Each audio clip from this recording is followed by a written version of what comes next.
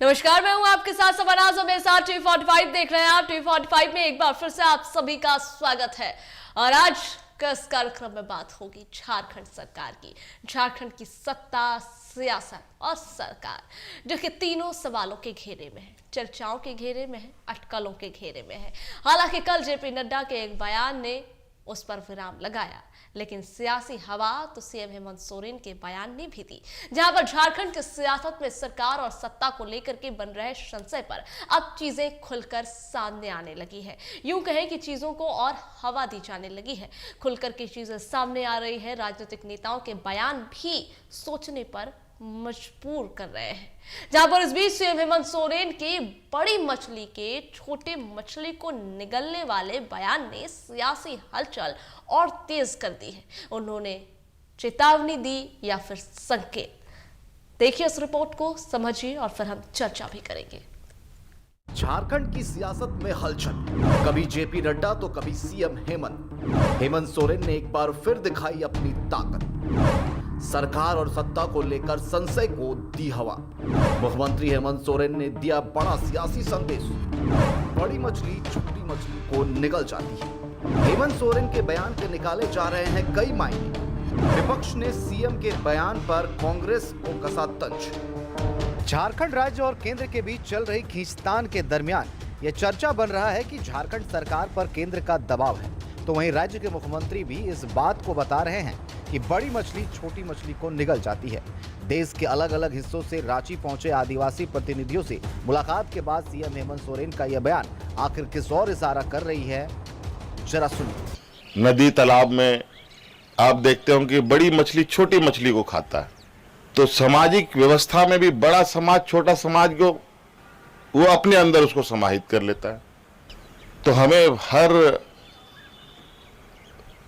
और स्वाभाविक है, उसको ज्यादा आसान होता है बड़ी मछली को छोटी मछली खाने में, और छोटा मछली बड़ा मछली को तो नहीं खा पाएगा। सीएम हेमंत सोरेन के इस बयान के बाद भाजपा की सहयोगी पार्टी आजसू के केंद्रीय उपाध्यक्ष प्रवीण प्रभाकर ने इस पर कहा कि मुख्यमंत्री जी बड़ी मछली बन चुके हैं और वह अब कांग्रेस को निगलना चाहते हैं। शायद आने वाले समय में झामुमो भी कांग्रेस को दरकिनार करेगी। वो खुद को बड़ी मछली समझ रहे हैं, वो खुद को बड़ी मछली समझ रहे। झारखंड के परिवेश में देखे तो आज हेमंत सोरेन बड़ी मछली बन गए हैं। अब वो कांग्रेस को निकलने की तैयारी कर रहे हैं। कांग्रेस आज छोटी मछली हो गई है, इसका संकेत कांग्रेस को समझना चाहिए। इधर केंद्र सरकार से नाराज सीएम हेमंत सोरेन अपने भाषण में यह भी कहते हैं कि भारत सरकार के पास इतनी ताकत नहीं कि आदिवासियों की ताकत आंक सके। जिसका जवाब देते हुए प्रवीण प्रभाकर ने लोकतंत्र की खूबसूरती और आदिवासियों की भागीदारी पर बात रखी और कहा कि केंद्र के नेतृत्व में सर्वोच्च और देश के प्रथम नागरिक के तौर पर राष्ट्रपति है, जिससे देश प्रेरणा ले रही है। आदिवासी समाजों का रक्षा और हमारे उत्थान की बात हो और हम सब एक साथ हो जाएं, तो मुझे नहीं लगता है कि भारत सरकार में इतनी ताकत है कि आदिवासी की ताकतों को कमजोर आंक सके। व्यवस्था ने यह सुनिश्चित किया है कि एक आदिवासी आज देश के सर्वोच्च पद पर, राष्ट्रपति के पद पर, महामहिम के पद पर हम उनको देख रहे हैं और उनसे पूरा देश प्रेरणा ले रहा है। तो ये आज की संवैधानिक व्यवस्था में हमारे संविधान निर्माताओं ने ऐसी व्यवस्था की है कि कोई किसी को रोक नहीं सकता है। कुल मिलाकर झारखंड की राजनीति में चल रहे तथा कथित बयानबाजी और चर्चा अब खुलकर सामने आने लगी है, जिस पर नेताओं के बयान लोगों को सोचने पर मजबूर कर रही है कि आखिर राजनीतिक लड़ाई के बीच राज्य का विकास कितना हो सकेगा। Bureau report T45। तो आपने सुना कि किस तरीके से मुख्यमंत्री हेमंत सोरेन ने बयान दिया। उन्होंने कहा कि छोटी मछली को अक्सर बड़ी मछली निगल जाती है। ये इशारा किसके तरफ था, ये संकेत किसको था या फिर चेतावनी किसे दी गई, इस बात पर खूब चर्चा हो रही है। अलग अलग जो है अटकलें लगाई जा रही है और कयासों का बाजार चरम पर है, गर्म है। इसी पर चर्चा करने के लिए आज हमारे साथ हमारे मेहमान जुड़ गए हैं। हम स्वागत करेंगे अख्तर अली, कांग्रेस नेता, और साथ ही हम स्वागत करेंगे परवाज खान का भी, जो आजसू की तरफ से हमारे साथ आज के इस चर्चा में जुड़े हैं। आप दोनों का बहुत बहुत स्वागत है आज के इस कार्यक्रम में हमारे चैनल पर। अख्तर अली जी, सबसे पहला मेरा सवाल आपसे ही होगा, क्योंकि सीएम हेमंत सोरेन के एक बयान पर चर्चा है, संशय भी है और सवाल भी है कि आखिर ये बयान क्यों और किसके लिए। आपने भी सुना होगा कि बड़ी मछली छोटी मछली को अक्सर निगल जाती है, कईयों की जबान से सुना होगा, लेकिन झारखंड की सियासत में इसको लेकर चर्चा इसलिए हो रही है क्योंकि ये बयान सीएम हेमंत सोरेन ने दिया है। तो मेरा सवाल आपसे ये होगा कि छोटा कौन और बड़ा कौन?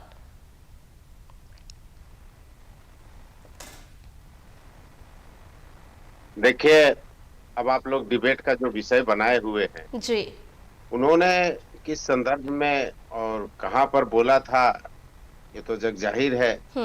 उन्होंने विपक्ष को इशारा किया था, आदिवासियों के संबंध में कहा था कि अक्सर बड़ी मछली छोटी मछली को खा जाती है, मतलब आदिवासी अगर एकता ना रहे तो आपकी स्थिति जो होगी उसके ऊपर। तो खैर, जो सियासी आप लोगों ने जो उठाया है, छोटी मछली बड़ी मछली को जिस तरह से आप लोग तरह का चर्चा में या जिस तरह का गुफ्तगू में उसको ले जाना चाहते हैं, या जो आप लोगों के अंदर में जो संकोच है या फिर आसू पार्टी जो कह रही है, तो जाहिर मैं आपको ये बता दें,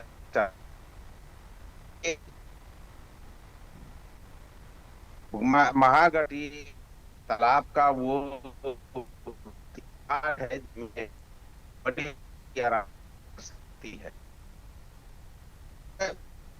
जात का आस पार्टी में इसको कर सकते हैं, उसके बारे में कि वो जिस बड़ी मछली को होकर तैर रही है।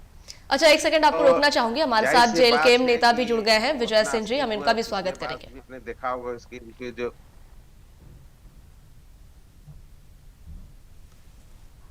जी अख्तर साहब, जी जी अख्तर जी बोलिएगा। असल ये है कि खाने की असली मछली यानी बीजेपी के साथ घूम घूम कर झारखंड की राजनीति में अपनी विलुप्त हो चुकी पहचान को वापस लाना चाहती है। हाँ। जो दल हर चुनाव में अपना रंग बदलता है उसे दूसरों की भूख पर टिप्पणी नहीं करनी चाहिए। तो ये उन्हें सलाह दे रहे हैं आप? राष्ट्रीय दल है। हेलो जी जी, आपकी आवाज आ रही है, आप कह रहे हैं कि जो या फिर कहीं और भी आवाज जा रही है? नहीं नहीं, आपकी ही आवाज आ रही है सिर्फ, और कोई नहीं बोल रहा है। जी बोले, बिल्कुल बोले।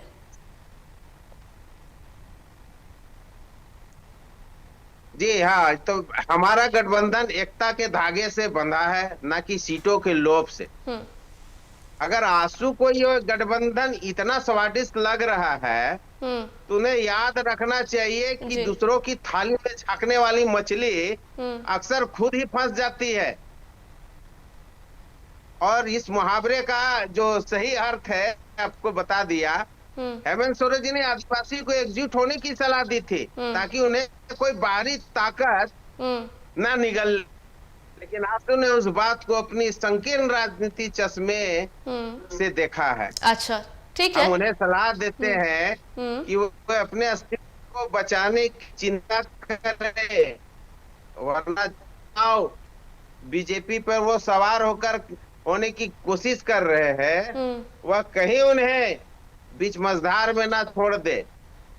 और उन्हें चिंता कर खंड की अस्मिता और उसकी पहचान बनाने के लिए आज वो बीजेपी से गठबंधन करके है, तो उन्हें मांग करना चाहिए उन पुरानी मांगों को, उन्हें याद दिलानी चाहिए बीजेपी शासन को, केंद्र सरकार को, कि जो झारखंड सरकार का जो छात्रवृत्ति जो छात्रों को नहीं मिल रहा है, प्री मैट्रिक का जो स्कॉलरशिप उन्होंने बंद कर दिया था केंद्र ने, राज्य सरकार जारी रखा है, तो उसे देने के लिए जो झारखंड सरकार का 18,000 करोड़ रुपया अनुदान राशि जो बाकी है वो जल्द दिलाने की कोशिश करें। ठीक है अख्तर जी, इस पर ही बात करेंगे, लेकिन जो मेरा मुख्य सवाल था, जो जनता के मन में सवाल है, जो लोगों के मन में सवाल है, हम उसका जवाब ले लेते हैं। और जो आपका जनता की नहीं, आप दिखा रहे थे आसू पार्टी का वो कह रही है, तो वो आसू पार्टी विलुप्त हुई पार्टी, आसू खत्म हो गया। नीरज महतो की ई पे चलने वाला आंदोलनकारी अब वो खत्म हो गया, अब ये लोग एक पार्टी ठीक बन है, गया। ठीक है, इनसे जवाब ले लेते हैं। परवाज जी से जवाब ले लेते हैं। ठीक है, परवाज जी से जवाब ले लेते हैं। परवाज जी, ये कह रहे हैं कि मुख्यमंत्री ने किस वक्त बोला, ये बात जग जाहिर है, और यकीनन उन्होंने पार्टी का जिक्र नहीं किया था, उन्होंने वहां पर एक समाज का जिक्र किया था, वहां पर उन्होंने आदिवासियों का जिक्र किया था, तो फिर आपने इसे कांग्रेस से कैसे जोड़ दिया? आपके सभी दर्शकों को जोहार। देखिए, राजनीति में बात करता है कुछ और होता है कुछ और। अच्छा। और ये इनका गठबंधन में जो बोला जाता है महागठबंधन में दिखाई दे रहा है। आइए, मछली खेल रहे हैं, आप खुद को प्रूव करना चाह रहे हैं कि हम बड़ी मछली है और छोटी मछली है। देखिए, अभी बिहार चुनाव हुआ था, आरजेडी ने बताया कि हम बड़ी मछली हैं, जेएमएम को निगल गया, एक सीट भी नहीं दिया वो निगल गया। उसी तरह माननीय मुख्यमंत्री भी अपने घटक दल के साथियों को बताना चाह रहे हैं, और जो जाहिर सी बात है, जो उनके घटक दल में जो उनके कैबिनेट में जो मंत्री है, गाहे बगाहे उनका बयान भी आ जाता है, तो उससे एहसास होता है कि वो कांग्रेस को निगलना चाहते हैं। तो उसी के लिए हमारे माननीय उपाध्यक्ष श्री प्रवीण प्रभाकर जी ने वही देखा, क्योंकि उनके पास जो राजनीतिक अनुभव है और वो एक झारखंड आंदोलनकारी भी है, तो वो उनको साफ दिखाई दे रहा है कि किस तरह से, क्योंकि जेएमएम का इतिहास आप देखेंगे तो आप देखिए, जब जेएमएम ने जो मुखिया है उनके परिवार। अच्छा, देखिए, हमारे साथ विजय चौरसिया जी भी जुड़ गए हैं बीजेपी की तरफ से, हम इनका भी स्वागत करना चाहेंगे। जी, अब बोलिएगा परवाज जी। हाँ, जब जेएमएम के अभी जो मुखिया है और उनके परिवार से जब लोग ताकत में आए हैं, आप देखिए, झारखंड आंदोलन के लिए झारखंड मुक्ति मोर्चा बना था। आज देखिए कि उस परिवार में जब लोग ताकत में हुए हैं, बाबू विनोद बिहारी महतो कहाँ है, एके रॉय कहाँ है, आप देखिए। तो वो मानसिकता जो है वो चीज झलकती है, और झलकती है तो जब मानसिकता झलकती है तो वो चीज शब्द में जुबान पे आ ही जाता है। कैसी तो मानसिकता? तो जाहिर सी बात है, मैं बताया ना कि आप जेएमएम जब बना था तो आज बाबू विनोद बिहारी महतो के परिवार कहाँ है जेएमएम में, एके रॉय कहाँ है जो उनके फाउंडर थे। आप देखिए, जब ताकत हुई है ना, तब वो चाहते हैं। मैं बताया, एग्जांपल दिया कि आरजेडी आपको बड़ा मछली बन के थी, बिहार में इनको सीट नहीं थी। तो उसी तरह से आप गाहे बगाहे कांग्रेस के नेता मंत्रियों को भी बयान देखते होंगे, तो वो हमेशा लगता होगा कि कहीं ना कहीं जेएमएम कांग्रेस को निगलना चाहती है, और बार बार वो चीज आ रहा है। तो इसलिए हमारे उपाध्यक्ष जी ने वो इंगित कराया, क्योंकि देखिए, ये जब पावर में रहते हैं, आज आप देखिए जो जनता का जनादेश हुआ था, ये भाई साहब बता रहे थे, एक बचपन में हम लोग कविता सुनते आते थे, बोलते भी आते थे, मछली जल की रानी है, जीवन उसका पानी है, हाथ लगाओ डर जाएगी, बाहर निकालो मर जाएगी। आज हमारे बच्चे, आज हमारे युवा जब सड़क पे उतरे छात्रवृत्ति के लेके, मांगों के लेके, जैसे पानी में हाथ डाले, ये बड़ी मछली डर गई। तो इस तरह का बयान आता है। अपने आप को अगर चाह रहे कि हम बड़ी मछली हो जाएंगे, तो झारखंड की जनता ये भी जानती है कि पानी से बाहर निकाल देंगे तो ये तड़पड़ा के मर भी गए। अच्छा। ये जनादेश का जो मिला हुआ जनादेश है, उसका जिस तरह से ये अपमान कर रहे हैं, आज भी देख लीजिए ना, कड़कड़ाती ठंड में कहीं कोई शहर में कहीं अलाव दिख रहा है क्या? निकलेंगे कांग्रेस के नेता, एक बार भ्रमण करेंगे राजधानी रांची में, आप 11 बजे आप आके देखिएगा, सारा शटर बंद हो जाता है, सारा दुकान का शटर गिरा दिया जाता है प्रशासन के द्वारा। तो ये तो बड़ी मछलियां ताकत दिखाना चाह रही है ना सरकार अपने प्रशासन का, लॉ एंड ऑर्डर इनके स्थिति पे थे, तो ये अंधेरा कर देना, जहां अलाव मिलना चाहिए था, क्या कहीं कंबल बटते हुए दिखाई है कड़कड़ाती ठंड में? तो ये सब चीज जो बोल रहे हैं ना, तो वो कहीं ना कहीं अपने घटक दल को चेतावनी दे रहे हैं, क्योंकि वो आरजेडी को भी चेतावनी दे चुके थे। इनके पूर्व में जेएमएम के जितने नेता का बयान भी देख लीजिए कि बिहार चुनाव के दौरान क्या हुआ था, और वो एहसास दिलाना चाह रहे कांग्रेस वाले को कि आप भी अपने में रहिए, नहीं तो हम लोग आपको निगल लेंगे। अच्छा, ठीक है, हम विजय सिंह जी से की तरफ रुख कर लेते हैं। विजय जी, देखिए, आप लोग सत्ता में तो नहीं है, लेकिन विपक्ष में है, और हमेशा हर मुद्दे पर आवाज भी उठाते हैं और हर मुद्दे पर बोलते हैं, अच्छी बात है। आज देखिए, मुद्दा तो कोई बड़ा नहीं है, लेकिन एक बयान है जिसके कई मायने और मतलब निकाले जा रहे हैं, क्योंकि वो बयान हेमंत सोरेन ने, राज्य के मुख्यमंत्री ने दिया है। बयान बस इतना सा था कि बड़ी मछली जो है वो छोटी मछली को निगल जाती है। अब जो सत्ता में बैठे लोग हैं वो ये कह रहे हैं कि उसे एक समाज के लिए दिया गया था, यानी कि खुलकर कहें तो आदिवासियों के लिए दिया गया था। लेकिन इधर जो विपक्ष है, जो आजसू है, वो ये कह रही है कि नहीं, वो बयान और वो संकेत, वो इशारा, वो चेतावनी तो कांग्रेस के लिए ही थी। आप क्या कहेंगे इस पर? देखिए, सबसे पहली बात कि पैनल पे बैठे हुए सभी जो हमारे साथी हैं उनको मैं जोहार करता हूं, आपको जोहार करता हूं, के तमाम दर्शकों को जोहार करता हूं। इस बयान को मैं दो तरीके से देखता हूं और उसके बाद उनके बयान के बाद परवीन प्रभाकर जी का भी बयान आ गया। मैं ये मानता हूं कि पिछले 4 दिन पहले जो चर्चा चल रही थी कि मुख्यमंत्री जी दिल्ली में है और भारतीय जनता पार्टी के नेताओं के संपर्क में है, किन्हीं बड़े नेता के साथ उनकी मुलाकात हुई है, तो ये बयान उस संदर्भ में भी हो सकता है कि भाई भारतीय जनता पार्टी के साथ गठबंधन को लेकर के चर्चाएं हो रही थी।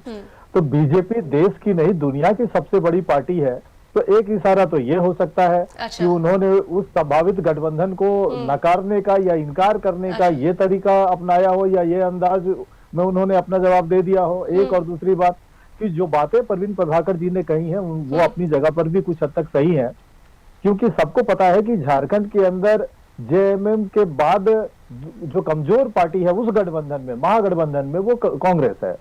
वो सीटों से भी परिलक्षित होता है, उनके जो काडर है, उनके जो नेता है, उनका जो संगठन है, उनकी जो स्थिति है उसके बावजूद। लेकिन परवीन प्रभाकर जी एक जगह चूक कर गए कि बिहार विधानसभा के चुनाव के बाद जो अब तक आरजेडी को नहीं निगल पाई, आरजेडी को सबक नहीं सिखा पाई, वो कांग्रेस का क्या ही कुछ कर लेंगे। इसलिए मैं ये मान करके चलता हूं कि भले वो अपने समाज को, आदिवासी समाज को संकेत जरूर दे रहे होंगे कि आपको एकजुट रहना है और झारखंड मुक्ति मोर्चा को मजबूत रखना है, बट मुझे लगता है कि जो पिछले दिनों जो बीजेपी के साथ जो संभावित गठबंधन की चर्चा हो रही थी, मुख्यमंत्री ने उनको रूल आउट कर दिया है। लेकिन कुछ हद तक जो परवीन प्रभाकर जी की जो बातें हैं वो भी सही है कि अगर जो व्यक्तिगत निष्ठा के से भसीभूत होकर के जो लोग राजनीति के अंदर है, अगर कोई टूट फूट अगर हुआ, अगर किसी तरह की कोई बात अगर हुई, तो कांग्रेस के कुछ लोग पाला बदल सकते हैं और जेएमएम को मजबूती दे सकते हैं। तो एक निहितार्थ ये भी है। तो राजनीति के अंदर संभावनाएं बहुत सारी होती है। मुख्यमंत्री ने इशारा किया है, हमको लग रहा है कि अब आने वाले समय में इंतजार करना पड़ेगा कि उन्होंने स्पष्ट रूप से बीजेपी को मना किया गठबंधन के लिए या उन्होंने कोई संकेत दिया है आदिवासी समाज को कि आप झारखंड मुक्ति मोर्चा को मजबूत रखिए, बाकी को हम लोग देख लेंगे। अच्छा, ठीक है, ठीक है। विजय चौरसिया जी हमारे साथ जुड़े हुए, बीजेपी की बात हो रही है तो बीजेपी का पक्ष रखेंगे विजय जी। विजय जी, आपने सभी की बातों को सुना और हमारे भी सवाल आपसे है। देखिए, जहां पर बात आदिवासियों की हो रही है तो आदिवासियों को लेकर के बयान तो जेपी नड्डा ने भी दिया। कल देवघर की धरती से उन्होंने भी आदिवासियों की एकता को लेकर के बात की कि आदिवासियों को एक रहने की जरूरत है, नहीं तो उन्हें खामियाजा भुगतना पड़ेगा। और अभी भी बात यही हो रही है। जिस तरीके से विजय जी ने भी चीजों को समझाया कि अगर इस चीज को लेकर के बयान दिया गया है तो उसके कई मायने मतलब उन्होंने समझाए। तो आपको क्या लग रहा है कि विजय जी ने यह भी कहा कि हो सकता है वो इशारा, माफ कीजिएगा, जी हाँ, विजय सिंह जी ने यह भी कहा कि हो सकता है वो इशारा बीजेपी की तरफ हो, तो क्या आपको लगता है कि वो इशारा बीजेपी की तरफ हो? क्योंकि आप लोग तो कांग्रेस को बता रहे हैं छोटी मछली। देखिए मोहतरमा, उनके इस बयान से बीजेपी का कोई लेना देना नहीं। अच्छा, कैसे? एक मुख्यमंत्री अपनी पत्नी के साथ कहीं प्रवास में जाते हैं तो उसका ये मतलब नहीं निकाला जाना चाहिए। और उस प्रवास में शायद वो केंद्र के कुछ नेताओं से मिलते भी हैं, कुछ मंत्रियों से मिलते भी हैं, तो ये एक मुख्यमंत्री का हक है अपने राज्य के विषय को लेकर के, अपने क्षेत्र के विषय को लेकर के वो केंद्र सरकार के अधीनस्थ मंत्रियों से मिलना जुलना होता रहता है, ये सामान्य चीजें हैं। लेकिन मुख्यमंत्री जी ने इतने सारे बयानों के बाद, चाहे वो बयान कांग्रेस से आ रहे हो, चाहे वो बयान आपके मीडिया घरानों से आ रहे हो, उन्होंने अभी तक स्पष्ट कोई बात, ना उनकी धर्मपत्नी ने कोई बयान दी है, ना आदरणीय मुख्यमंत्री जी ने कोई बयान। किस मामले पर? भारतीय जिस मसले का कयास आप लोग लगा रहे हैं पिछले 15 दिनों से। ओके, अच्छा। भारतीय जनता पार्टी ना कोई मछली है ना मछलियों को निगलती है। अगर बड़ी मछली छोटी मछली को निगल जाती है, इस राजनीति के संदर्भ में अगर मुख्यमंत्री जी का बयान की चर्चा अगर हम लोग कर रहे हैं तो भारतीय जनता पार्टी पर तो एक कतई बैठता ही नहीं है। आप बिहार का चुनाव लगातार देख रहे हैं, हम सीटें ज्यादा ला करके अपने सहयोगी पार्टी का सम्मान करते हैं और उसको मुख्यमंत्री के पद पे बैठाते हैं। अच्छा। तो ये तो भारतीय जनता पार्टी पे कहीं लागू नहीं होता। मुख्यमंत्री जी जिस आशय की बात कर रहे हैं, शायद उस आशय की बात को ही आजसू ने इंगित किया है और हमारे भाई विजय जी ने भी इंगित किया है। देखिए, जब से मुख्यमंत्री एक संवेदनशील व्यक्ति है, मैं मानता हूं थोड़ी संवेदना उनके अंदर है, लेकिन जिस तरह से हम लोगों ने बार बार ठगबंधन इसको किस लिए कहा मोहतरमा, इसलिए कहा कि हम देख रहे हैं कि जब मौका आता है कांग्रेस जेएमएम को ठग लेती है, जेएमएम कांग्रेस को ठग लेती है, आरजेडी को ठग लेती है और जनता को तो पल पल ठग रही। लेकिन इस बिहार चुनाव में आदरणीय मुख्यमंत्री जी और उनकी जो अर्धांगिनी है और उनका जो जेएमएम का कुनबा है, उनको ये कतई विश्वास नहीं था कि कांग्रेस और आरजेडी वालों का आचरण तो ऐसा रहा है, लेकिन ये आचरण झारखंड मुक्ति मोर्चा को भी पीड़ित करेगा, ये उनको कतई विश्वास नहीं था। नॉमिनेशन के अंतिम दिन तक इनको भरोसा दिया गया था कि हो सकता है कैंडिडेट हमारा है, सिंबल आपका हो जाएगा, 2 सीट तो देंगे ही देंगे। उस धोखेबाजी से आहत होकर के मुख्यमंत्री का एक कबीना मंत्री जो बहुत नजदीकी है उनके, मेरे बड़े भाई हैं सुदीप कुमार सोनू जी ने आनंद फानन में प्रेस वालों को बुला करके, हालांकि ये काम उनके सुदीप भट्टाचार्य जी का होता है, लेकिन अतिक्रमण करते हुए उन्होंने कहा कि यह धूर्तता की हद हो गई और इसकी समीक्षा की जाएगी। अगर आपको वर्डिंग याद हो, सेंटेंस याद हो, तो कुछ इसी तरह की वर्डिंग थी, जो जितना हार्ड हो सकता है, जितना कठोर हो सकता है, उन्होंने कहा था कि गठबंधन की समीक्षा होगी, ये धूर्तता की हद हो गई।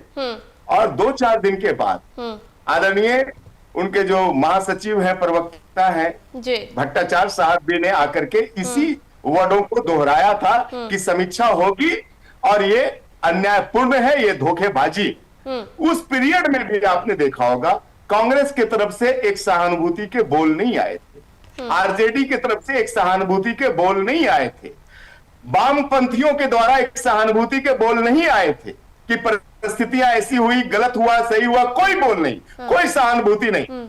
उस चीज को मुख्यमंत्री को जी अभी तक याद रखें, मैंने शुरुआत में कहा संवेदनशील व्यक्ति, उनको याद है, वो 30 है। और अभी आपने देखा कि सुदीप भट्टाचार्य ने फिर एक बयान जारी किया कि हमारे संगठन, हमारे गठबंधन के पार्टियों को आत्मग्लानि होनी चाहिए, आत्मग्लानि होनी चाहिए। आपको याद होगा पिछले सप्ताह ही ये बयान आया था और तुरंत कांग्रेस ने बैठक करके एक बयान दिया था कि हमें किसी आत्मग्लानि की आवश्यकता भी नहीं है और ना ही हम किसी बदलाव से डर रहे हैं। तो मैं ये बताता हूं कि तलखी चरम सीमा पे है और जैसा कि सूत्र बताता है, जैसा कि कयास बताता है, भाई विजय सिंह जी भी पत्रकारिता के रास्ते से यहां पे पहुंचे हैं, मैं भी पहुंचा। तो हमारे पत्रकार मित्रों की माने मैं नाम उजागर नहीं करना चाहता, तो कांग्रेस टूट के कगार पे है मोहतरमा, और आने वाला सप्ताह बता देगा आपको कि जो मुख्यमंत्री कह रहे हैं कि बड़ी मछली छोटी मछली को खा जाती है और ये परंपरा रही है, उस परंपरा को शायद झारखंड मुक्ति मोर्चा यहां सिद्ध करेगी, क्योंकि उसके दिल में एक बड़ी टीस है। अब कांग्रेस इसको अपने आप को कैसे संभालती है ये देखना। यहाँ पर तो चौरसिया जी, यहाँ तो आपने बैठे बैठे एक बहुत बड़ा संकेत दे दिया है अगले सप्ताह का जिक्र करके। अच्छा होता अगर आप उसे विस्तार से बता देते तो। नहीं, देखिए, समझने वाले तो आप समझ ही गए मैडम, और हमारे दर्शक भी समझ गए और जनता भी समझती है, और जनता भी समझती है कांग्रेस जिस हाशिए पे है। कांग्रेस के लोग भी अब कांग्रेस की नीतियों से ऊब चुका है। कांग्रेस के जो विधायक हैं, अभी आप कांग्रेस की बैठक के अंदर खाने की बातों को आप ही लोगों ने उजागर किया कि उन्होंने अपने मंत्रियों पे कई तरह के आरोप लगाए, उन्होंने सरकार पे कई तरह के आरोप लगाए कि हमारी तो कोई सुनता ही नहीं, हमारी तो कोई चलती ही नहीं, मंत्री तो हमारे फोन तक नहीं उठाते। तो ये पीड़ा कब तक कोई बर्दाश्त करेगा?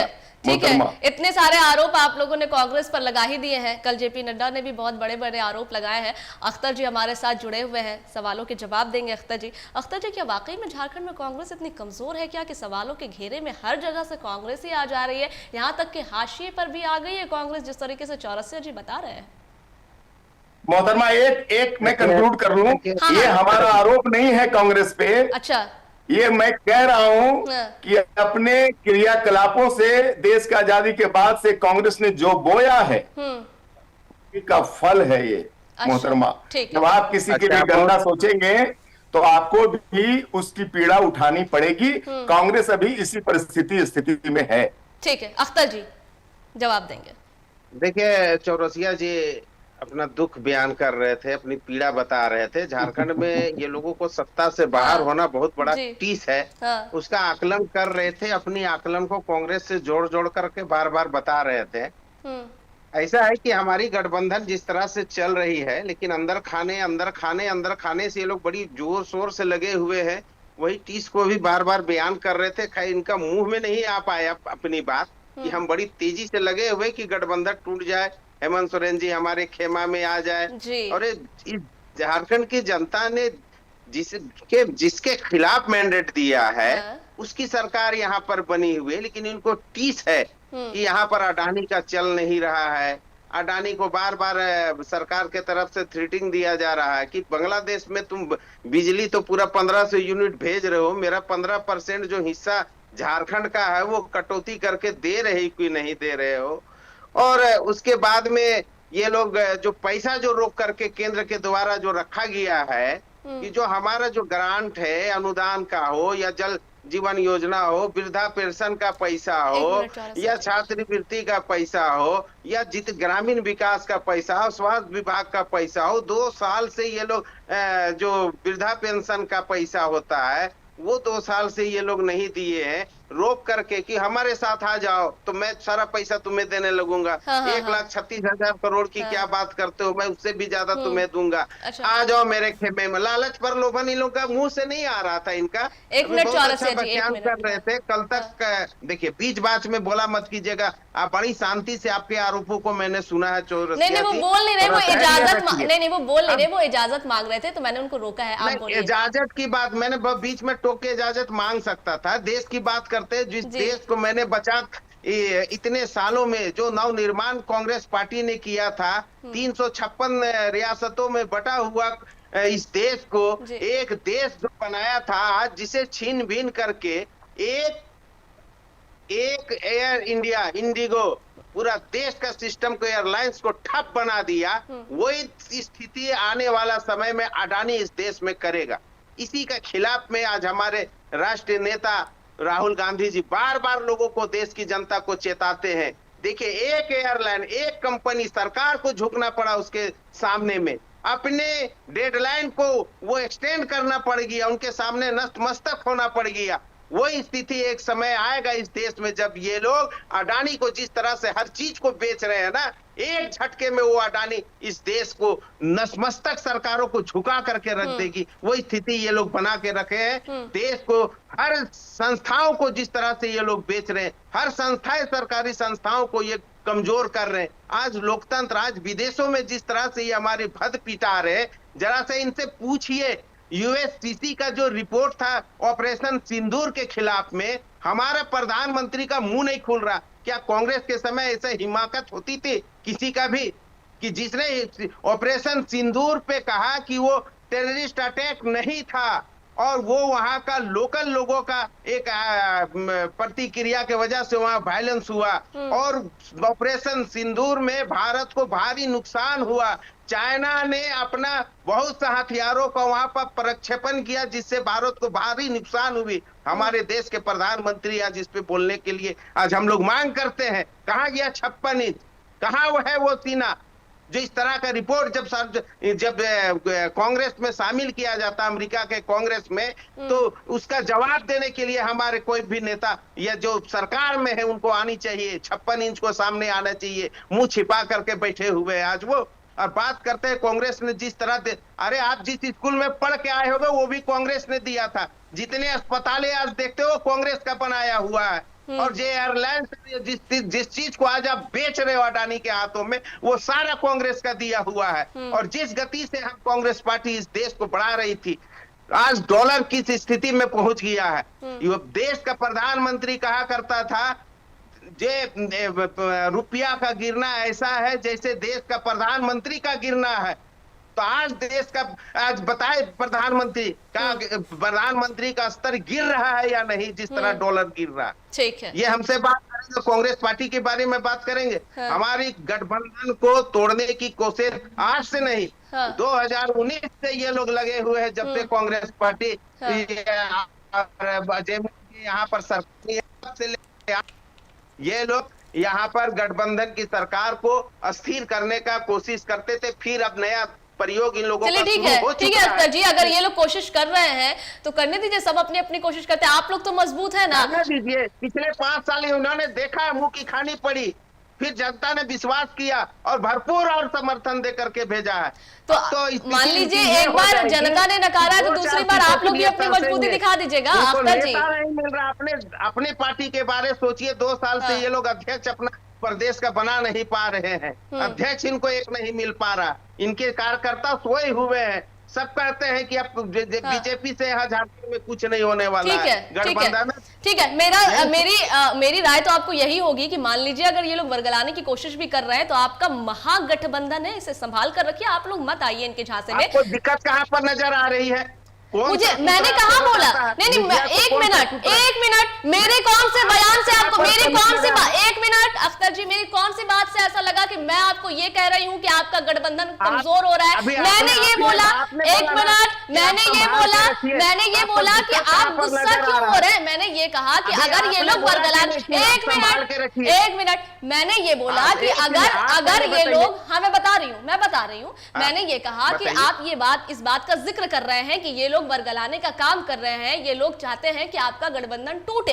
तो मैं आपको ये राय दे रही थी, छोड़िए अगर ये लोग चाह भी रहे हैं तो आप लोग तो मजबूत है, मजबूती से अपने खेमे में बने रहिए। ये मेरी राय थी, ये सजेशन था, ये मैं आपको एक बात बता रही थी। मैं आपको बोल नहीं रही थी कि आपके अंदर ऐसा कुछ चल रहा है। बातों को दूसरे सिरे से ले लेते हैं तो आपको भी पता होना चाहिए।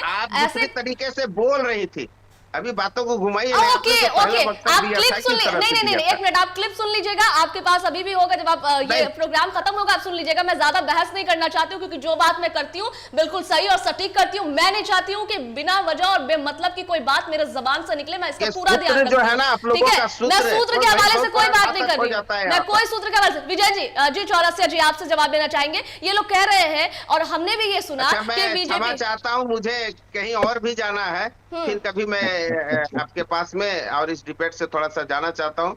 मेरा कॉल हो रहा है, कहीं और भी मुझे वहां पर शामिल होना है। जी, मैं चाहूंगी कि हमारे मेहमान भी उन्हें इजाजत दे दें, उनको जाने की इजाजत दे दें। हम इजाजत देते हैं उनको, बिल्कुल हम दोबारा आपसे कभी जुड़ेंगे और मौका मिला तो आपसे चर्चा करेंगे और आपके सवालों का भी जवाब हम आपको देंगे। खैर, चौरसिया जी मैदान छोड़ के जा रहे क्या?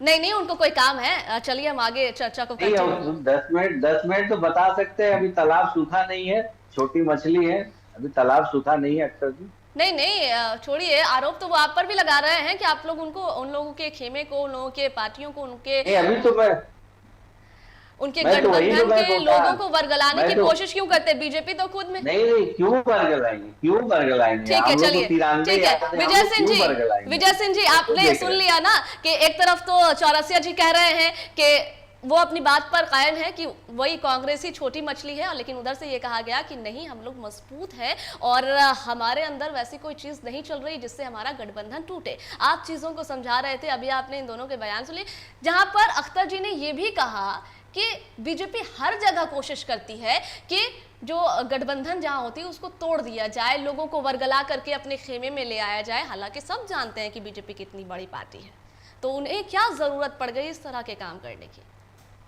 देखिए, चूंकि अख्तर अली जी अभी भी पैनल पे बने हुए हैं, तो जो बात मैं कहने जा रहा हूं हमको लग रहा है कि वो सुन पाएंगे। भारतीय जनता पार्टी के ऊपर जो बार बार ये आरोप लगता है ऑपरेशन लोटस को लेकर के, मैं इत्तेफाक रखता हूं इस बात से कि भारतीय जनता पार्टी के जो थिंक टैंक है, विजय चौरसिया जी यहाँ पर बैठे हुए हैं, उनको थोड़ी आपत्ति हो सकती है मेरी बातों से कि मैं क्यों ऑपरेशन लोटस का जिक्र कर रहा हूँ। लेकिन विजय चौरसिया जी उसी संगठन में काम करते हैं और भारतीय जनता पार्टी के जो रणनीतिकार है, जब चुनाव में हारते हैं तो कहीं ना कहीं बैकडोर से सत्ता पे जाने की कोशिश ये करते हैं। अफसोस है इस बात को लेकर के, बहुत सारे राज्यों में इन लोगों ने प्रयोग भी किया, बट कांग्रेस के मित्र यहाँ पर अख्तर अली जी बैठे हुए हैं और हमको लग रहा है कि कांग्रेस के पास जो अल्पसंख्यकों की एक बड़ी पूंजी है उसके कारण कांग्रेस का अस्तित्व बचा हुआ है। अफसोस है कि कांग्रेस मुसलमानों के लिए बहुत कुछ नहीं कर पाती है, एक वोट बैंक बना करके रखती है। और जो ट्राइबल जो सपोर्टर्स है कांग्रेस के पास, जो मुसलमानों के अलावा झारखंड के कॉन्टेस्ट में मैं आपसे बात कर रहा हूं कि जो जेएमएम के जो ट्राइबल सपोर्टर्स है उनके दम पर ये सीटों को जीत करके आते हैं और अभी सरकार के अंदर पार्टनर है। इनकी महती जिम्मेवारी है कि देश के दो बड़े स्टेक होल्डर, एक आदिवासी और दूसरे मुसलमान, उनके बारे में कांग्रेस और जेएमएम मिलकर चिंता करे। और झारखंड के अंदर बहुत अफसोस है कि इन दोनों ही जो समुदाय के जो लोग हैं उनको सत्ता से बहुत ज्यादा कुछ फायदा मिल नहीं पाता है। यही कारण है कि उनका जो सोशो इकोनॉमिक कंडीशन है वो बहुत खराब है। ये रिसर्च का विषय है कि क्यों आज आजाद भारत के अमृत महोत्सव मनाने के बाद और अलग झारखंड बनने के 25 सालों के बाद भी ये दो तबका हाशिए पर है, पिछड़ा हुआ है। इनको एजुकेशन की, इनको इकोनॉमिकल बैकअप की जरूरत पड़ती है। तो हमको लग रहा है कि कांग्रेस के मित्र भी इस बात को समझेंगे और जो आरोप भारतीय जनता पार्टी के ऊपर लगता है मैं उससे इत्तेफाक रखता हूं, मैं सहमत हूं कि बिल्कुल तोड़ जोड़ करके सत्ता परिवर्तन करना भारतीय जनता पार्टी की परिपाटी है। और लेकिन इस बात को झारखंड के कॉन्टेस्ट में बीजेपी को यह समझना पड़ेगा कि जनादेश उनके खिलाफ है।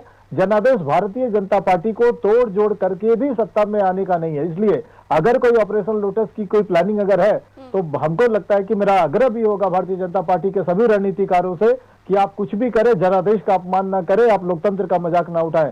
थोड़ी देर पहले अभी बात हो रही थी इंडिगो को लेकर के, तो इंडिगो के मामले पर सरकार के तरफ से 4 लोगों की ये कमेटी बनी है, लेकिन ये समझने वाली बात है कि अचानक ये हालात क्यों खड़ा हुआ। जेएलके की तरफ से हम लोग ये डिमांड करते हैं कि इस पूरे क्राइसिस की, जब इंडिगो जैसी कंपनी जिसके पास 450 से अधिक विमान है, 2000 से अधिक फ्लाइट उनके कैंसिल किए गए, लाखों लोग परेशान हुए, रेलवे को स्टैंड बाई पर अपने इंतजाम करने पड़े हैं बैकअप के लिए, रेलवे एक्ट का बहाना बना करके सारा कुछ हुआ है। तो हम लोग एक जुडिशियल इंक्वायरी चाहते हैं इस पूरे मामले पर कि इंडिगो क्राइसिस में क्या कुछ हुआ है या वाकई पर्दे के पीछे से कोई खेल चल रहा है।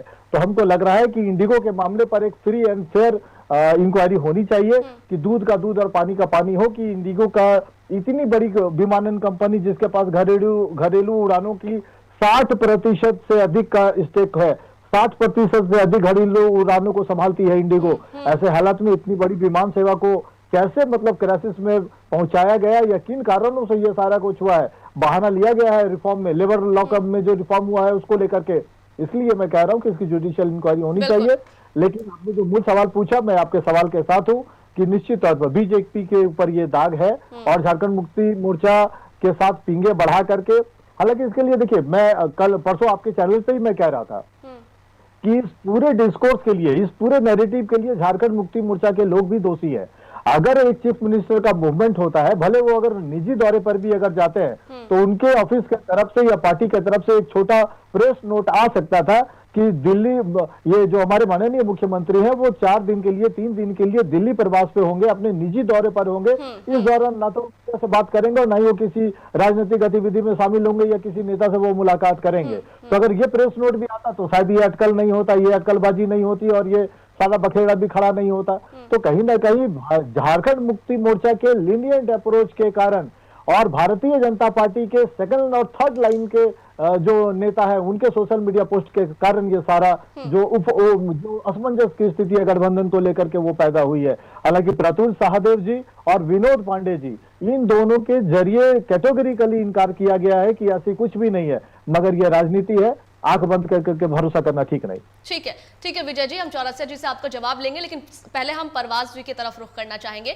परवाज जी देखिए, अख्तर जी तो अभी पैनल पर नहीं है, लेकिन उनका जो जवाब है वो मैं आपसे लेना चाहूंगी और मुझे भी लगता है कि आपको इस बात का जवाब देना चाहिए। ये मेरा भी सवाल आपसे होगा क्योंकि आप अभी कुछ देर पहले कह रहे थे जब मैंने आपसे सवाल लिया था कि कांग्रेस का कोई अस्तित्व नहीं है, वो बिना मतलब का जो है झारखंड में कुछ इस तरीके की बातें आपने कही कि छोटी मछली कांग्रेस ही है और यकीनन जब वक्त आएगा तो जेएमएम उससे निकल जाएगी। देखिए बिहार में भी इस तरह की बात हुई थी जहाँ पर यह कहा गया था कि कांग्रेस पिछलग्गू बनी हुई है, कांग्रेस का अस्तित्व नहीं है, वो आरजेडी आरजेडी के पीछे पीछे घूम रही है। लेकिन अख्तर जी ने यहाँ पर आपको ये कहा है कि झारखंड में कौन सा आजसू का कोई अस्तित्व है, वो बीजेपी के पीछे पीछे घूम रही है, तो जिसके खुद कोई ताकत नहीं है उसको दूसरे के बारे में बात नहीं करनी चाहिए। 100% सही है। देखिए सभा, एक चीज और तो आप देखिए विजय जी ने भी कांग्रेस इस बात से इत्तेफाक किया है, विजय जी ने भी इस बात से इत्तेफाक किया है कि ये 100% सही है कि आप लोग झारखंड में मजबूत नहीं है और सिर्फ बीजेपी के पीछे पीछे घूम रहे हैं। अब देखिए सुधार लीजिए। एक मिनट परवाज जी एक मिनट प्लीज। हाँ जी बोलिए, मैं क्या सुधार लूं? विजय जी प्लीज बोलिएगा। कह रहा हूँ, भारतीय जनता पार्टी ने नहीं कहा। अभी परवाज जी जवाब देंगे, उसके पहले विजय चौरसिया जी बचाने के लिए आ गए। वही हम कह रहे हैं ना। अच्छा, ये आजसू को कवर अप कर रही है झारखंड के। सबूत हमने एकदम लाइव में दिखा दिया है। जी परवाज जी आप लाइव देख लीजिए क्या स्थिति है। जी परवाज जी आप बोलिएगा। देखिए मैंने इतिहास से भी लेके आया था और आपको इतिहास का भी बोध कराया था सभा। झारखंड आंदोलन में जो आजसू की भूमिका है कहीं छुपी हुई नहीं है।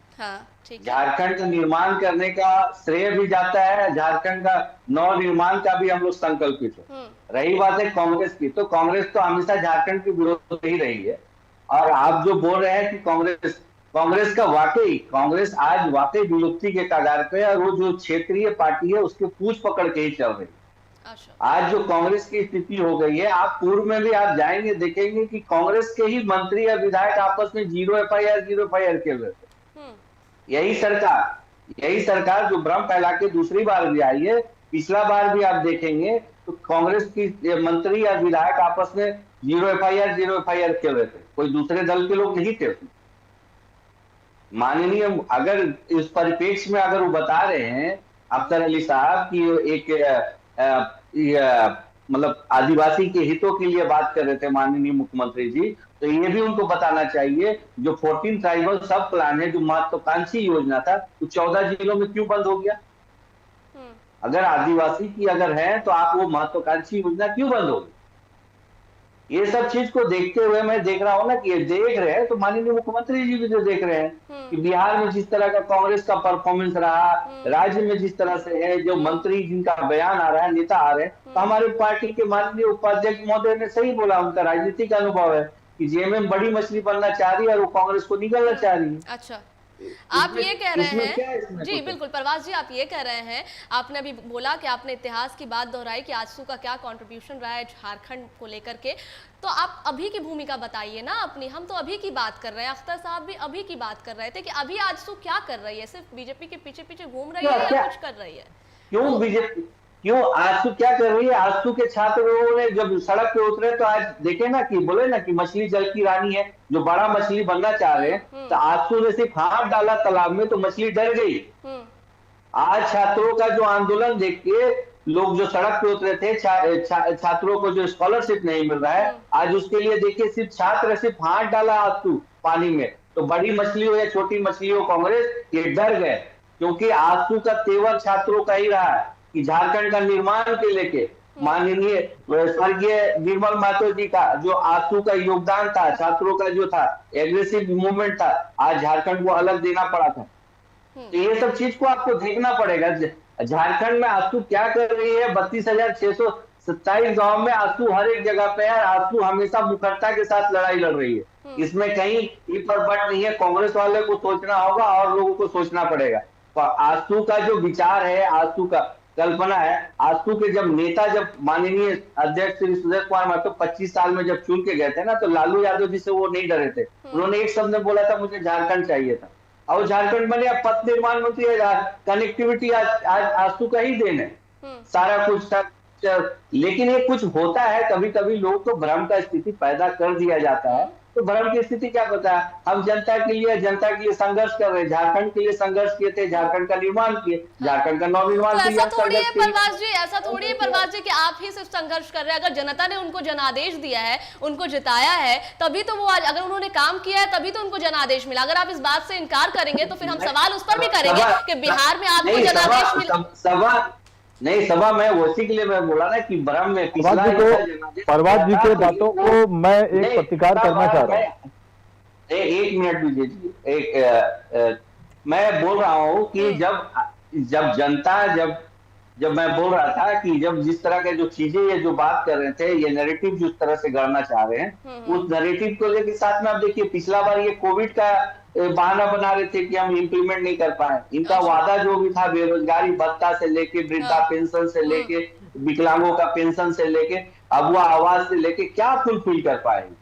आज अगर देखा जाए तो झारखंड के उपभोक्ता बिजली उपभोक्ता पे स्मार्ट मीटर लाके थोप दिए हैं और उसके बाद बोलते हैं कि 60% बिजली की दरों में वृद्धि होगी। इसके लिए कि झारखंड की जनता ने जनादेश दिया था क्या? कोविड के मैं बाद तो बोल रहा हूँ भी यही कांग्रेस है, सभा यही कांग्रेस है जो अन्य राज्यों में जहां भी है वो स्मार्ट मीटर का विरोध करती है, तो क्यों है झारखंड में ये समर्थन में? ठीक है परवाज जी, लेकिन मैं तो आपको यही कहूंगी कि कोविड के बाद भी जनता ने अपना जनादेश उन्हीं को दे दिया है। जी विजय जी जरा बोलिएगा संक्षेप में, क्योंकि हमें अच्छा यहाँ भ्रम की स्थिति है और बिहार में नहीं, यहाँ भ्रम की स्थिति है और बिहार में आपके काम का नतीजा है। जरा बोलिए तो थोड़ा जनता को भी सुनने में अच्छा लगे कि यहाँ पर भ्रम है और वहां पर काम है। देखिए परवाज जी के मामले पर परवाज जी जो अभी बार बार जो जिक्र कर रहे थे छात्र आंदोलन को लेकर के और वो जो सेकी बघार रहे हैं, बहुत विनम्रता के साथ मैं कहना चाहता हूँ, काफी सीनियर है वो, कि जो स्वर्गीय निर्मल महतो जी का वो जिक्र करते हैं आईसीयू के मामले में, बट सूर्य सिंह बेसरा को भूल जाते हैं, वो याद दिलाते हैं छात्रों के आंदोलन को लेकर के। लेकिन परवाज जी ऑल झारखंड स्टूडेंट्स यूनियन के प्रवक्ता नहीं है, ये आजसू के प्रवक्ता है। तो जिस तरह से चालाकी करके इन लोगों ने एक पार्टी को हड़पा और जो उस पूरी छवि को इन लोगों ने ट्रांसफॉर्मेशन, पॉलिटिकल ट्रांसफॉर्मेशन में डाल दिया, एक भ्रम की स्थिति पैदा की है। सूर्य सिंह बेसरा आज भी छाती पीटते हैं कभी कभी, तो कम से कम इनको मान रखना चाहिए था कि इनके जो पूर्वज रहे हैं, इनके जो पूर्वोधा रहे हैं, जिन लोगों ने इस राज्य को एक छात्र आंदोलन दिया और जिसके कारण जब आर्थिक नाकेबंदी होती थी 80 के दशक में तो गाड़ियों का पहिया थम जाता था। तो परवाज जी अपने नेता जो आपके सुदेश महतो जी हैं या परवीन प्रभाकर जी हैं, उनको जरा समझाइए कि जो लूटी हुई चीजें होती है, जो हड़पी हुई चीजें होती है, उनका मान नहीं होता। और 25 सालों के बाद आज झारखंड जब अलग 25 साल हो गया, अब जाकर के आप लोगों को समाज की याद आई है। मैं उन सब चीजों पे जाना नहीं चाहता हूं कि आपके नेता क्यों आते हैं अब समाज के पास, क्या कमजोरी रही जब जनता ने नकारा, जब उस समाज ने जब टाइगर जयराम महतो जी को स्वीकार किया, तब जाकर के आपके नेता को समाज की याद आई। तो आप ऑल झारखंड स्टूडेंट यूनियन की बात कीजिए और उस धरोहर को, उस लेगेसी के बारे में आप जिक्र कीजिए और गौरवान्वित आप स्वर्गीय निर्मल महतो का जब जिक्र करें तो सूर्य सिंह बेसरा का भी जिक्र कीजिए। परवाज जी कहते हैं मुझे आपत्ति है इस बात में। एक मिनट, देखिए चौरसिया जी बहुत बेताब है बोलने के लिए, मैं चौरसिया जी से जवाब, ये बात मैंने काफी परवाज जी मैं आपके ही सहयोगी से जवाब लूंगी। परवाज जी को सिर्फ याद दिलाने के लिए मैंने कहा है। एक बार सभा जी सभा मैं एक लाइन का बात बोलता हूँ, बड़ा हास्य पर बोलूंगा, इनकी पत्रकारिता के अनुभव को मैं क्या बोल रहे हैं, ये अपना उत्पत्ति ये देख ले, ये कहाँ से आए थे, कैसे उत्पत्ति हुआ, दूसरे पे आप उंगली उठाने से पहले देख ले आपकी उत्पत्ति कहाँ से हुई है। और आप बोलते कौन सी आंदोलन की बात है, हमारी पार्टी आंदोलन पे है कौन सी आंदोलन और आज सभी नेताओं को लौटना पड़ा है, आज सभी को लौटना पड़ा है इसी रास्ते पर। अब लोग जनता को लेकर के आवाज उठाना शुरू किए हैं, अब छात्रों के बारे में बोलते हैं, अब जनता के बारे में बोलते हैं। प्रभात भाई इस बात को अगर आप समझिए, अब हमारी पत्रकारिता के अनुभव को आप क्वेश्चन ना करें, आप अपने देख लीजिए। नहीं, आप हमारी पत्रकारिता के अनुभव को न करें, आप अपने गिरबान में जाके तो बेहतर होगा। अब मैं आप दोनों को एक सलाह देना चाहूंगी, मैं आप दोनों को एक सलाह देना चाहूंगी। नहीं विजय जी प्लीज, अब प्लीज परवाज जी और विजय जी प्लीज, मैं ये चाहूंगी कि आप लोग एक दूसरे को सर्टिफिकेट ना दें, ये मेरा आग्रह है, मेरी गुजारिश है आप लोगों से।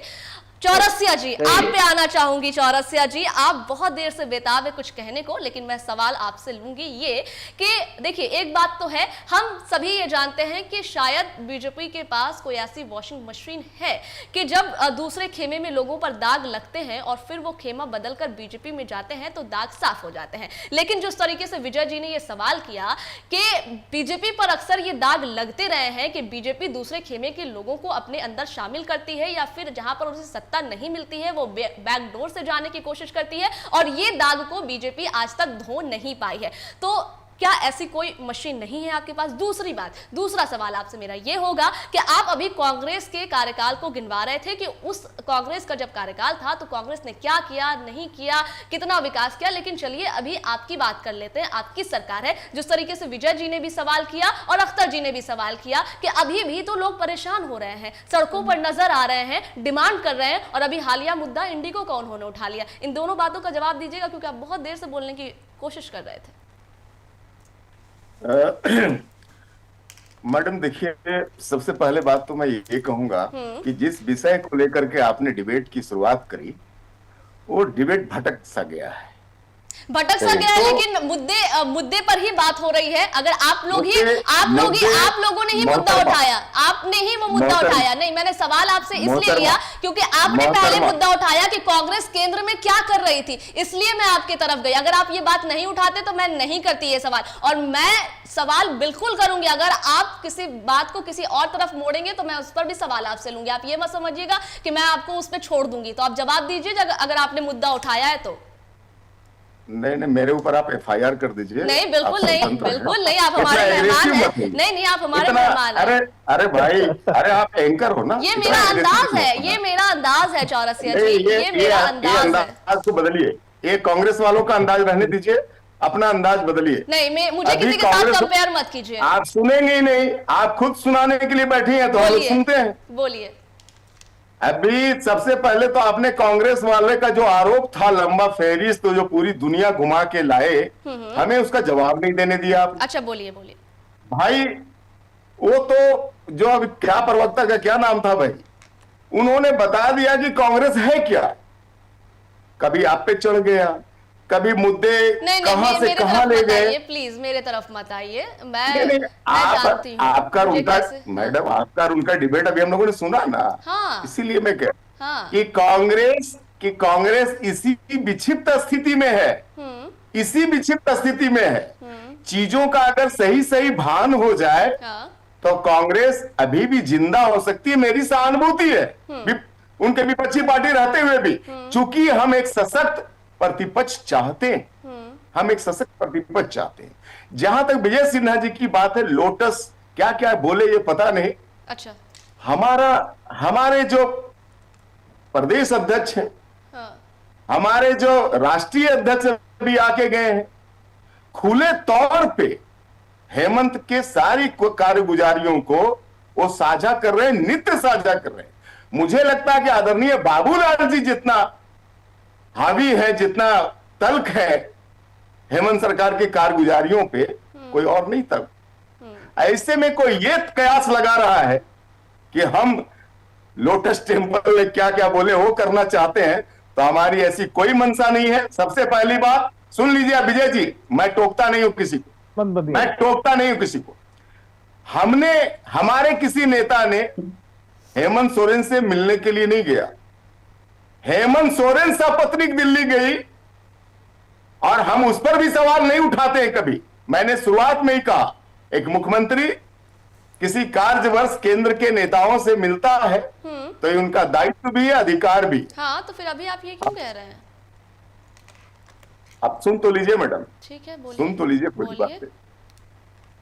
हमारा आप जो हेमंत जी के अभी आदिवासियों के कार्यक्रम को लेकर के जो इतना महिमा मंडन कर रहे हैं, हेमंत जी सबसे पहले आदिवासियों के हितकारी नहीं है। सबसे पहले ये देखिए, इनकी सरकार विगत 6 वर्षों से चल रही है झारखंड खुले तौर पूरी शक्ति के साथ। अगर ये आदिवासियों के हितकारी होते तो आदिवासियों की दिन दशा बदल जाती इन 6 वर्षों में। कोई बहुत शॉर्ट टर्म नहीं है ये, और ना ही वैसा दिखता है, और ना ही आप ये कह सकते हैं जैसा कि दिखाया जा रहा है कि हेमंत सोरेन जी को पूरा आदिवासी समाज देश का नेता मान लिया। यही ना शो किया जा रहा है।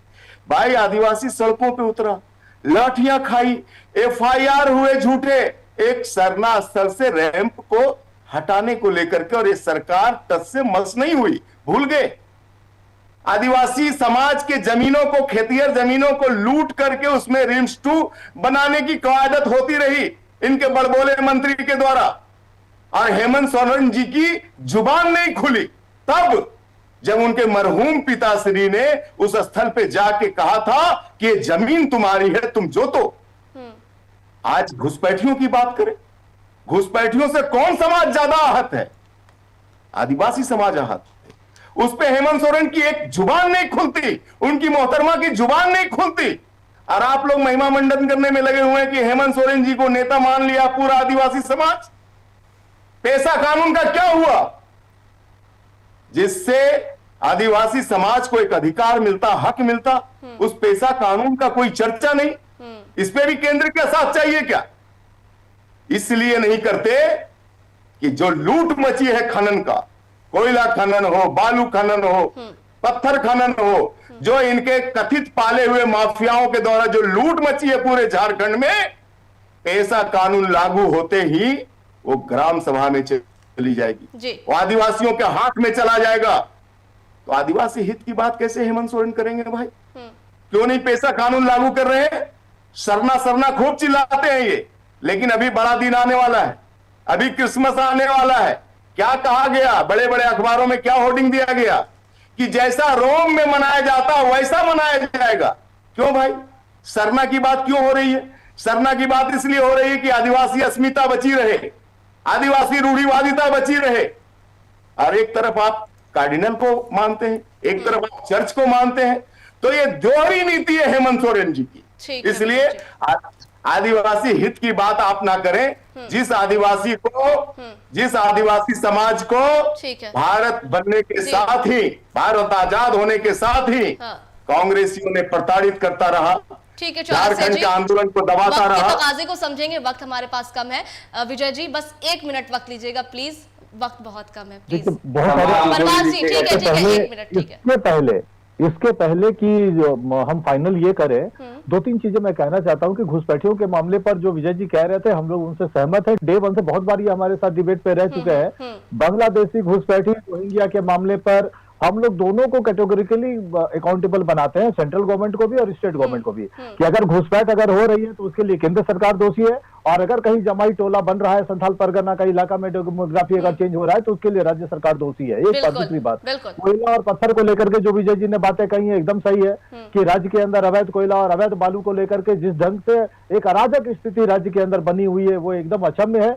लेकिन ये जो क्रिश्चियनिटी को लेकर के अभी जो क्रिसमस आ रहा है उसको लेकर के, सेलिब्रेशन को लेकर के ये टीका टिप्पणी कर रही है, उचित नहीं है, क्योंकि क्रिश्चियनिटी भी एक रिलीजन है, उसका भी सम्मान होना चाहिए। और आखिर में मैं एक बात जरूर कहना चाहता हूँ, जिस बात को लेकर के विजय चौरसिया जी को आपत्ति हो रहा था, वो बोल रहे थे कि विजय जी पता नहीं क्या क्या कुछ कह रहे हैं, तो राजनीतिक साम्राज्यवाद की बीमारी है भारतीय जनता पार्टी को। मैं बहुत विनम्रता से ये बात कह रहा हूँ, और मैं बीमारी रख नहीं सकते ना विजय जी, तो आप आए हैं विजय जी, फिर राजनीतिक साम्राज्यवाद की बीमारी है। यही कारण है कि अपने कार्यकर्ताओं बीमारी नहीं है, जनता की चाहत है। आपने बिहार को देखा नहीं, पूरा आप सुन लीजिए, आपने बिहार को देखा नहीं विजय जी, आप ये हुनर पैदा कीजिए। अभी आप नहीं, आप सुन तो लीजिए, पहले आप सुन लीजिए कि अपने कार्यकर्ताओं से ज्यादा दूसरे दलों से तोड़े गए नेताओं को ये ज्यादा वैल्यू देते हैं।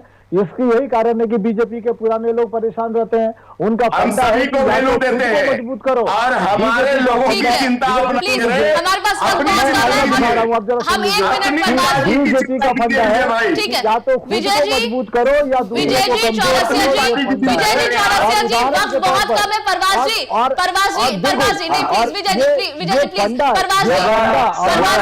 और मोदी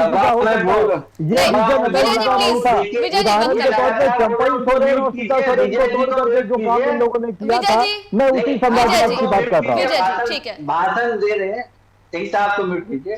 देखिए मैं स्पष्ट कर देता हूँ, बात हो रही थी बड़ी मछली या छोटी मछली की। हमारे माननीय उपाध्यक्ष जी ने कहा था सभा इसमें स्पष्ट हो जाएगा। अभी शीतकालीन सत्र चल रहा है, अनुपूरक बजट जब टेबल होगा उसमें स्पष्ट हो जाएगा कि कांग्रेस की, अपने आप देखिएगा कि उनके नेता किस तरह से ही बोलेंगे। और रहा बात है कि विजय जी जो अभी जो बोल रहे हैं, इनको अटेंशन अभी चाहिए झारखंड की राजनीति में, तो इस तरह की चीजें बोल रहे हैं। ये अपने कैंडिडेट जो जिसको पुलिस फेक इनकाउंटर में मार दिया, उसको ये अपराधी बोलने वाले, ये क्या बात करेंगे? ठीक है, बहुत शुक्रिया परवाज जी, बहुत शुक्रिया विजय जी, बहुत शुक्रिया चौरसिया जी हमारे साथ जुड़ने के लिए और जानकारियां साझा करने के लिए हर मुद्दे पर आंकड़ों के हिसाब से और इतिहास के हिसाब से सभी पर इन्होंने प्रकाश डाला। हमारे साथ जुड़े थे कांग्रेस नेता अख्तर अली जी, हमारे साथ जुड़े बीजेपी नेता विजय चौरसिया जी, हमारे साथ जुड़े जेएलके नेता विजय सिंह जी और इसके साथ ही हमारे साथ जुड़े आजसू नेता परवाज खान जी, जिन्होंने बहुत ही अच्छे तरीके से अपनी बातों को रखा और जो चर्चाएं चल रही थी, जो अटकलें चल रही थी कि बड़ी मछली कौन, छोटी मछली कौन, कौन किसको निकलेगा और किसका पलड़ा कितना भारी होगा, इस पर अपनी बातों को रखा। खैर, अभी के लिए इतना ही, दीजिएगा इजाजत, नमस्कार।